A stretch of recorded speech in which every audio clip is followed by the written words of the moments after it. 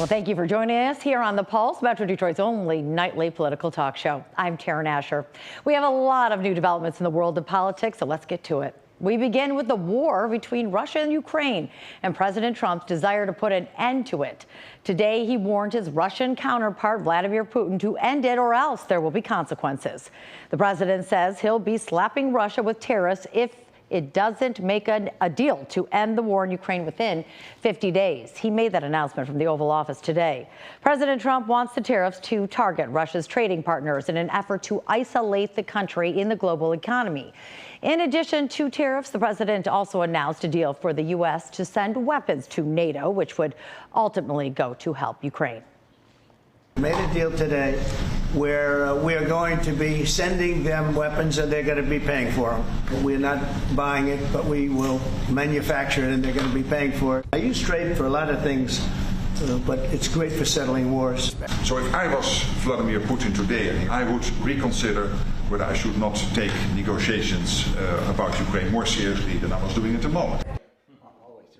In addition to President Trump announcing plans to sell weaponry to NATO allies they can then pass on to Ukraine, he's also pledging more Patriot air defense missiles, a top priority for Ukraine as it fends off Russian drones and missiles. Well, President Trump's announcement on Russia comes the same day that Ukrainian President Volodymyr Zelensky met with the U.S. Special Envoy for Ukraine and Russia in Kyiv.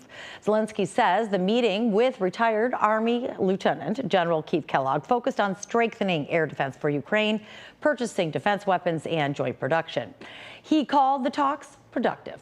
And the popularity of some of the cuts tonight were made by DOJ will be put to the test this week. Senate Republicans are aiming to pass a request by President Trump to cut back more than $9 billion in public media and foreign aid spending. The president is urging lawmakers to cut nearly $1.1 billion in funding for corporations for public broadcasting, calling public media politically biased and unnecessary. That money currently supports about 1,500 local public TV and radio stations, plus NPR and PBS. The administration also wants to cut over $8 billion from foreign aid programs that fight famine, disease, and HIV/AIDS and help refugees. The House has already approved the cuts. Now the president is pressuring Senate Republicans on social media, warning them not to vote against the plan.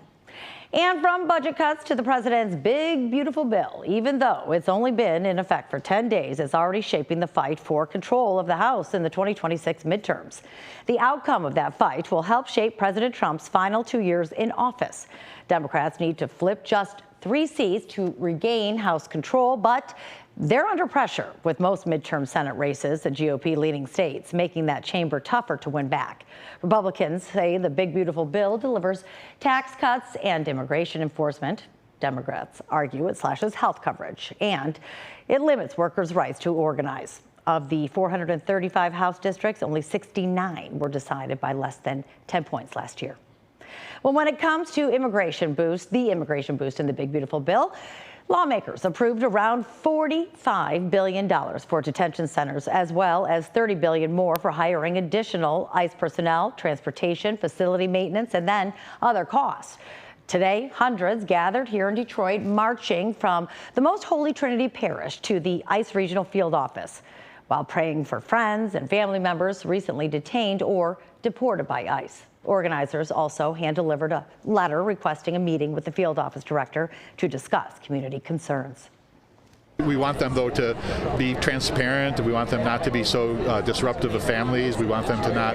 We think there's ways to do it without creating the kind of fear that's beginning to arise. We are especially concerned about the way immigrants are being viewed by some in our culture, and so we want to be able to give a voice to those who have no voice. The procession was organized by Strangers No Longer, which is made up of a network of Catholics. They also say they plan to hold a series of weekly vigils at the Regional Immigration Court to support those facing deportation. Well, today, the Supreme Court cleared the way for the Trump administration to continue unwinding the Education Department, allowing it to move ahead with mass layoffs and a plan to outsource the department's operations to other agencies. Today's move overturns a lower order that halted nearly 1,400 layoffs and called into question the legality of President Trump's plan to dismantle the department.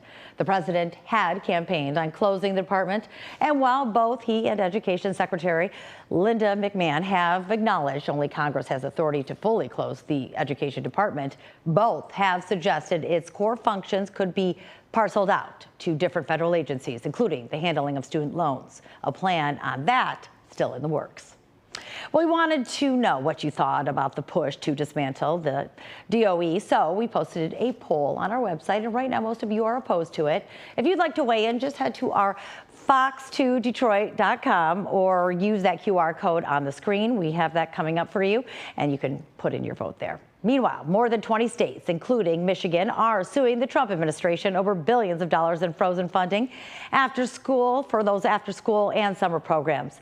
That freeze may impact nonprofits like the Boys and Girls Club and the YMCA. Congress set aside money to provide extra academic support and child care to mostly low-income families, but that money is being withheld, with the White House saying it wants to ensure the programs align with the president's priorities. And those states not alone when it comes to concerns over funding cuts under the Trump administration.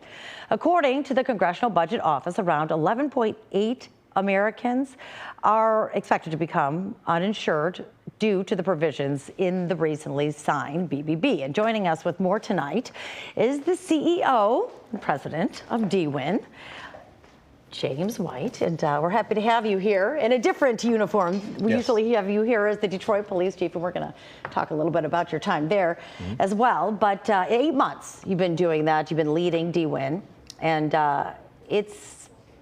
you've done a lot. Let's put it that way. And the need is huge right now with all the mental health services crisis that we have going on. What have you implemented since taking the helm that you think that has made the biggest impact in the Detroit, Wayne County area? Well, we've done a number of things. My predecessor left a good plan in place, did a lot of work. I was able to get a few things done. Basically opening the mobile crisis, or expanding the mobile crisis rather, it has been phenomenal for the community. I hear from my colleagues or former colleagues from DPD a lot about how the mobile crisis and the co-response is working well. We have the video right there of these mobile crisis units that are going actually into the neighborhoods to help these people directly. Absolutely. So that is our mobile clinic, and the mobile clinic is just a phenomenal addition to the work that we're doing, taking down those barriers and meeting people where they are and where the need is. And maybe people didn't realize this, but you were a clinical therapist before you went into law enforcement, so you really had that background that has helped you look at things differently when there are crimes being committed by people who are going through mental health crisis. Oh, absolutely. So with that being said, how much did that play a role in opening up these centers and really getting into the core of the issue? Well, we got a lot of work to do. We're not, by no way declaring victory. And like I said, my predecessor did an amazing job of really laying out a strategy and a plan. What I've been able to do is pick up where he left off. They had the crisis center open. The 707 Milwaukee is absolutely a jewel for our community. It's a jewel for the officers to have a place to take people who are in crisis. The numbers continue to just be astounding. In 1 year since opening, 1 year, 2,380 people have been helped. These are people that are in crisis that we've been able to take to a facility, not a hospital waiting room, where they're not getting the services. And I'm not, saying that there aren't services there, but that's not the right place for them to be. And that's right. It can't be a catch-all, these hospitals. Absolutely. And we've seen that problem for a very long time. And we saw back in the day, under Governor Engler, all of the centers, the facilities were closed, and you're working to open up another one as we speak. Absolutely. 7 Mile between Evergreen and Southfield. I'm super excited about that. Densely populated community, the need is there. We're talking about opening up an integrated healthcare model there where people can come in and get their whole person treated, right? Not just behavioral health. Oftentimes we treat behavioral health and physical health as if they're two different things. And when you're in a hospital facility, you need to get all the work done that you need. So we're excited about that. We're talking medical, dental, vision, and as well as behavioral health services, which is again much needed in our community. And the problem is, though, that people think with Medicaid that anybody who's on it, they're poor. but Yeah. that's not necessarily the case. It's not. You know, this isn't for me, this isn't a partisan issue. This is a people issue. We've got to advocate for people who are in need of services. We see them all the time. We look at some of the crises that the police department is dealing with. We see them in everyday life. We see folks who can't get cut off in traffic without resolving that conflict with I mean, a look gun. what just happened at the McDonald's with the manager being stabbed. Just a very tragic situation. Right. I mean, and so at the very least, we know that we have a need for conflict resolution. We have a need for folks to have a place to go and talk to someone without stigma and embarrassment. And providing these facilities is going to do just that. We just opened up a clinic at 6 in Greenfield, and we're hoping that anyone that's in need of service visits that location. And we've got a number of providers that's doing amazing work. James, that being said, though, if the BBB, you know, with it, we don't really know how it's all going to fall out, but those dollars are in jeopardy. Oh, absolutely. I mean, you're talking about $1 trillion over the next decade, and you're talking about, you know, $2 billion in Michigan alone in 2026.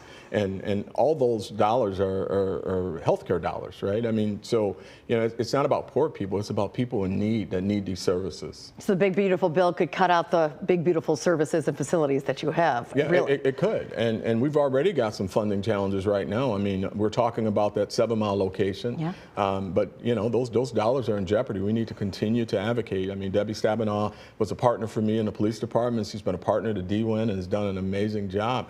We need other lawmakers to really step up and help us make sure that these things are funded. So to make that clear, when you cut the federal funding, then it's kicked to the states. And so really, Michigan lawmakers are going to have to fight for mental health. Yeah, and they are, and we've got some friends there, right? I've met with a number of them, and we've got some really good friends, but we need them to you know, make sure that these facilities are funded. And reallocate the dollars. And reallocate the dollars. It's particularly in our, you know, certified community behavioral health centers, Yeah. CCBHCs. You know, that's a real big deal. You talk about Black family development, the work that they're doing. You talk about access, the work that they're doing. I mean, it's community living services, the biggest IDD provider in our network, right? I mean, intellectual developmental disabilities. These are people that need this important work. And when you look at the big, beautiful bill, there's a component of it that suggests that you have to work 80 hours, right? So there are going to be people who are forced into the workplace. They're going to need specialty training, and this is the type of work that's being done by a provider network. 1 out of 4 families are on Medicaid at this point. Have you seen any immediate impact when it comes to those dollars? Have you had to cut anything at this point? Because you contract out to other services as well. Yeah, we have over 400 providers, right? And so, no, we have not. We've been good stewards of federal dollars and certainly sharpen our pencil when looking at some of the decisions that we have to make. But there will come a time that we're going to have to really make some tough decisions.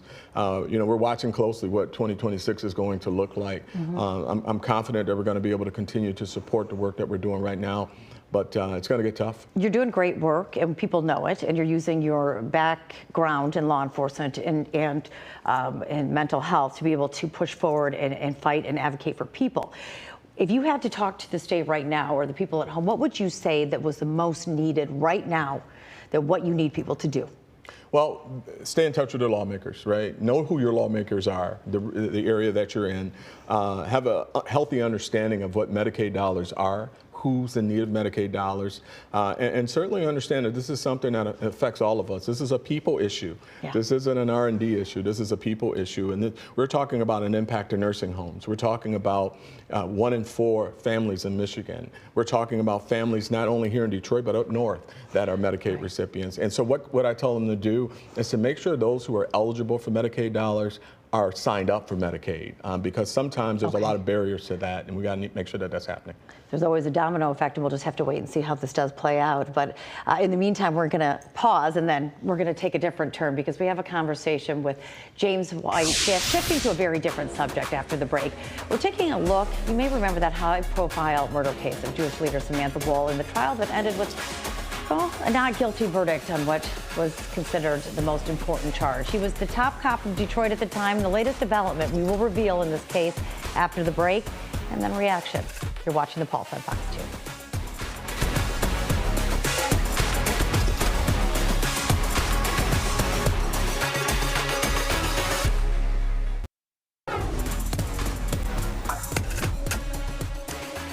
Welcome back to The Pulse here on Fox 2. We're Metro Detroit's only nightly political talk show, and we are continuing our conversation here on The Pulse with James White, who is the former police chief of Detroit. And right now, we're going to focus on that murder case, that high-profile murder case of Jewish leader Samantha Woll. It didn't end exactly the way that the Detroit Police Department and that the Wayne County Prosecutor's Office had hoped, even though this was a very long and involved trial. That day when that verdict came down, though, as Detroit's top cop at the time, what was your general reaction?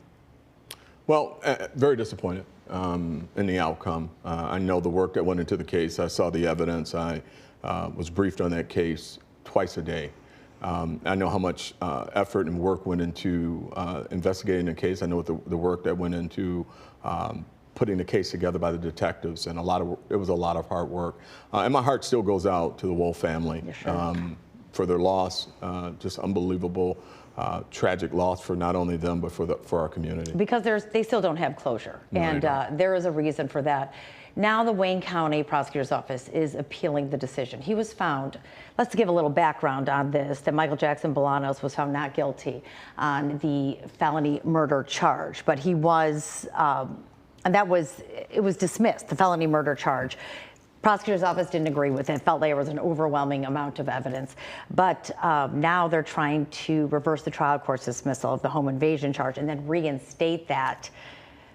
It's very complicated, and we want to simplify for people at home.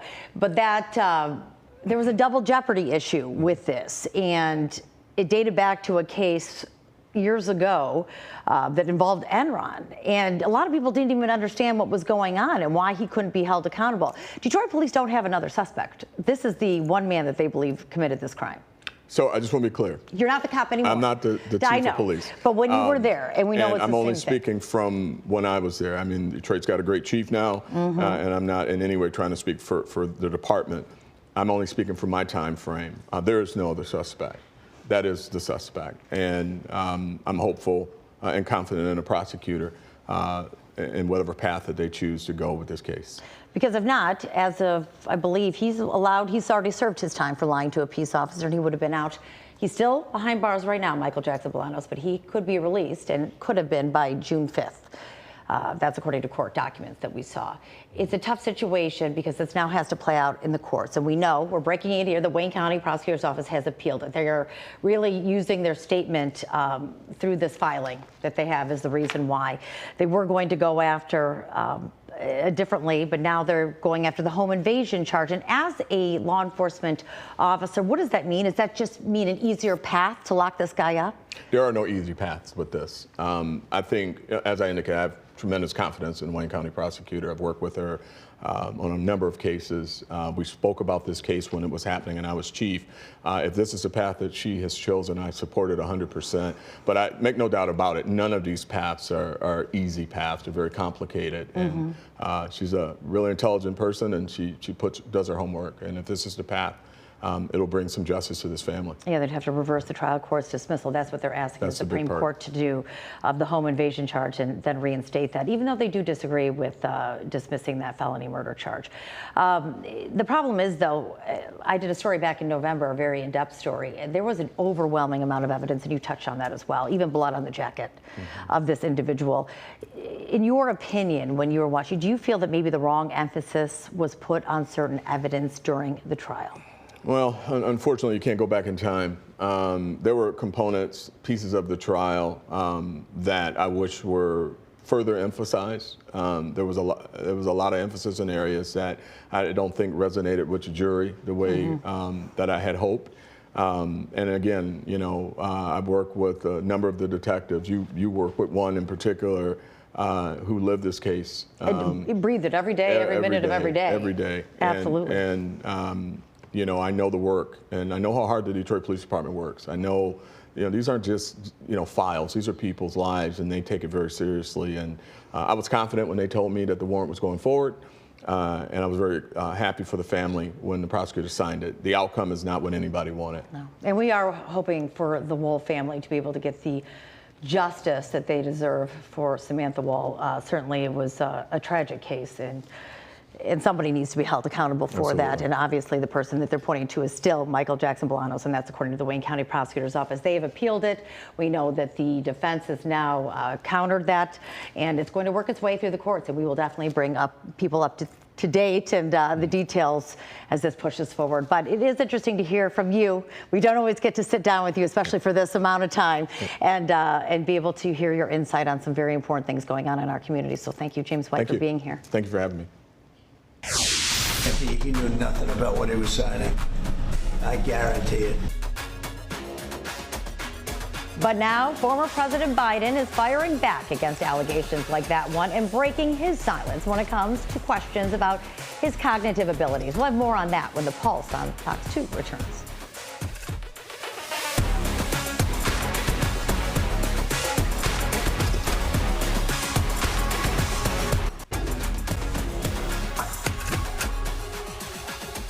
Welcome back to the Pulse on Fox 2, where we focus on all things people, power, and politics. They're liars, they know it. That's what former President Joe Biden is saying to Republicans who are questioning his mental sharpness. It comes as more questions arise about his cognitive abilities and use of an auto pen to sign documents. Former President Biden fired back at his critics over the weekend in an interview with the New York Times, saying he used an auto pen to sign the clemency warrants because there were so many of them, but that he, quote, made every decision. He also says pardons of his staff and members of his family were meant to protect them from politically motivated prosecutions by the Trump administration. Tonight, some of former President Biden's former staff members are coming to his defense. Of course, it makes no sense that he would physically sign 4,000 documents. What's important here is that he says, I made the decisions. What he's saying is the auto pen just executed those actions. Well, this week, former First Lady Jill Biden's senior advisor Anthony Burnell is expected to appear before the House Oversight Committee for a closed deposition on President Biden's health. Well, former President Barack Obama has a message for Democrats when it comes to growing frustrations under the Trump administration's, quote, toughen up. The remarks came during a private fundraising event in New Jersey on Friday. According to CNN, the former commander-in-chief said people are going to have to be willing to be a little uncomfortable in defense of their values, the country, and the world that they want to leave their kids and their grandchildren. He says if everyone does that, he thinks momentum will build and Democrats will position themselves to get the country moving in a direction he says it should be. Mr. Obama made his appearance alongside Democratic National Committee Chair Ken Martin and New Jersey gubernatorial candidate Representative Mickey Sherrill. The former president has spoken selectively since President Trump's return to power in January. Since then, Obama has criticized the president's tariff policy and has warned about the White House infringing on the rights of Americans. Well, the ongoing feud between President Trump and comedian Rosie O'Donnell is continuing to go strong, with the president now considering revoking her U.S. citizenship. The president posted a statement on his social media site over the weekend calling her a threat to humanity. O'Donnell moved to Ireland earlier this year and has recently criticized his big, beautiful bill. According to the U.S. Constitution, the president can't revoke someone's citizenship. That power is granted to Congress and the courts. President Trump and O'Donnell have publicly feuded, you may remember, for nearly 20 years now. Well, finally, tonight, we spoke about the conflict between Ukraine and Russia at the top of the show. And after 3 years in Russian captivity, a Ukrainian soldier has made good on a promise. In the early days of the war, a man named Stanislav promised his girlfriend he'd marry her when he returned from the front lines. But in April 2022, he was captured along with hundreds of other Marines. Finally, after more than 1,000 days in captivity, he was able to get down on one knee. And of course, his girlfriend, Tatiana, said yes. We want to wish them the best of luck. Congratulations. Well, thank you for joining us here on The Pulse. Remember, if there's a topic you'd like to see covered or if you have a comment for us, you can email them at thepulse@fox.com, or you can use the QR code and we'll give that to you later on your screen. I'm Sharon Asher. Good night, everyone.